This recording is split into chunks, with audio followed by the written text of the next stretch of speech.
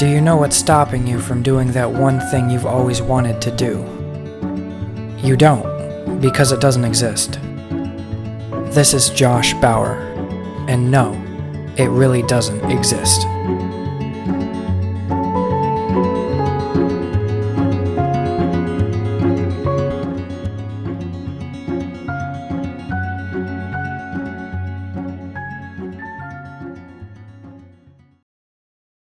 My name's Josh. I'm going to spare the intro on myself and assume that most of you who are listening to this within at least the first couple of weeks of me publishing it probably already know me, unless there's some crazy event in which this thing just takes off.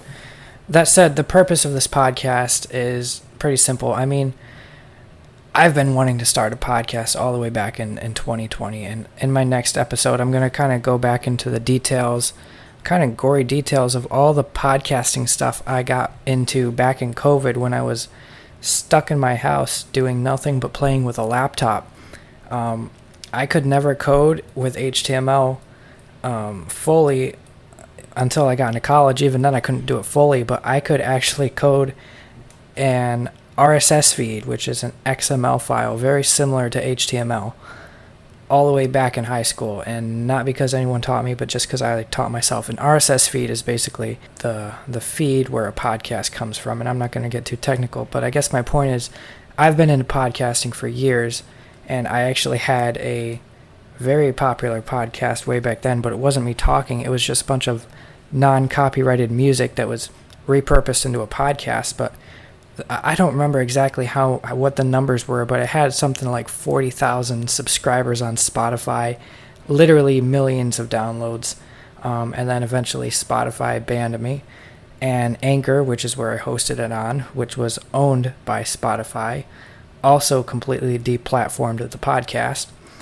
And so after I got done with that, I went over to Google Blogger, which is basically, they also have RSS feeds on Google Blogger, but they're not meant for a podcast, they're meant for a blog.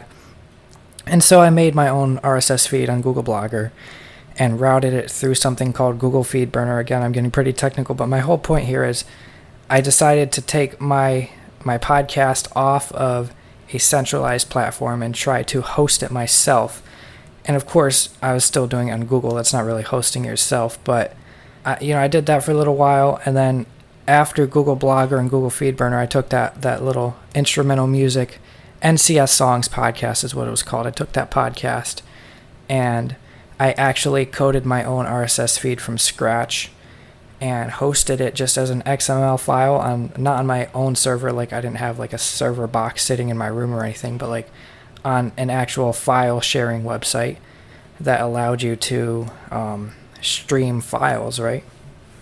And I just basically streamed the entire thing myself. And eventually, the funny thing is NCS stands for non-copyright sounds. Well, apparently they weren't non-copyrighted because the whole franchise of NCS or whatever, they ended up sending me like a DMCA takedown notice, and I had to just take down the whole thing. But like I said, that was back in 2020, and I was just screwing around with it. So yeah, I've had like multiple years, and not to mention, I've gotten pretty deep in the whole podcast community. I've just been dipping my toes in for years here. I was a moderator of the Podcast Movement Facebook group, which has, I don't even know how many followers. It's like I think it's the largest podcast community in the world. I was moderating that for a little bit, and then I got busy and I stopped doing that. But I was... let's not even get into all the comparing I did of podcast hosts. I almost made a whole business out of trying to do that. So, point being, podcasting has I've been interested in it for a while, but I've never really actually done it, and so it's kind of been in the back of my head for quite a while. And then today. And when I say today, it might not be the day that I release this episode, but it's the day that I'm recording it. I was listening to a podcast called Dream, Think, Do podcast. And Mitch Matthews, I believe, is the host of that show. And the entire podcast was basically a convincing argument as to why you should start a podcast. And honestly, some of the stuff he said was convincing, but I didn't even do it because of what he said. I just did it because I took that as my sign. Like, it's been 4 years since I started dabbling in this thing, and I just don't know why not. Like, it's so easy. It's basically free. I have all the technical knowledge in the world. I got that podcast distributed to just about every single podcast platform on planet Earth. Like, I know how to do it. I know how it works. I know podcasts better than anybody around me. So why would I not just actually put my foot in the game? I already know. I hate to sound arrogant, but I really know just about. I know a lot when it comes to podcasting. So it just didn't make sense to me that something I have so much knowledge in and so much interest in, I don't actually try to, step foot in and start playing in the game a little bit. I love podcasts. I listen to them on a regular basis. Anybody that follows me on social media will probably see me posting recommendations pretty frequently to podcasts. So, I figured, why don't I just start? Why don't I get into it? So that's kind of the inspiration for why I started. As far as the name goes, it doesn't exist.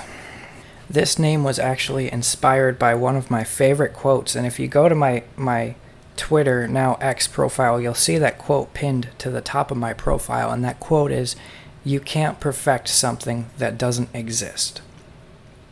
Now, what does that mean? Well, what that means is, well, first of all, this is my interpretation of it. It means that people try to strive for perfection, or they try to develop a theory in their head about how to make something perfect, but they never actually take the first couple steps to even get it started.